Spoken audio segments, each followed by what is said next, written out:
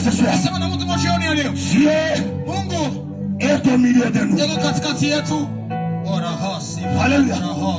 Alléluia.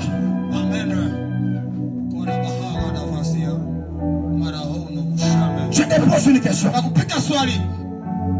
Pourquoi Dieu parle autant de la conséquence? Pourquoi? Pourquoi? Dieu parle de la consécration parce que la consécration ne se manifeste jamais sur une personne qui n'est pas prêt à servir Dieu. En d'autres termes, Dieu ne manifeste jamais sa gloire sur une vie qui ne lui appartient pas. Si tu veux que la gloire de Dieu se manifeste dans ta vie, tu dois lui appartenir. Tant que tu n'appartiens pas à Dieu, il est impossible que la gloire de Dieu descende sur toi. Parce que le Dieu que je te parle, c'est un Dieu jaloux. Amen. Si tu veux que la gloire de Dieu descende dans ton ministère, tu dois appartenir à Dieu. Point A. La consécration exige la séparation. Amen.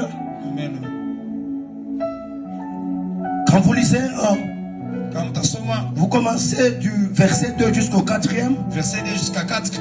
Il dit que le nazir d'abord devrait s'abstenir du vin. Et le vin représente souvent le plaisir,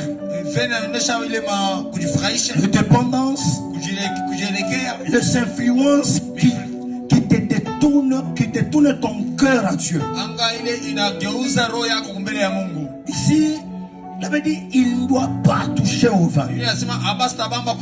Cela veut dire que le Naziréa, ils étaient appelés de se séparer à toute chose, à toute personne qui détourne son cœur à la volonté de Dieu.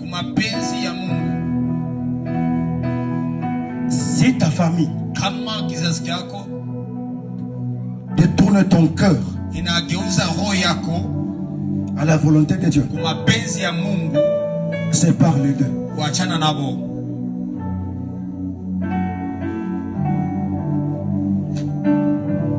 Nous, on avait deux familles.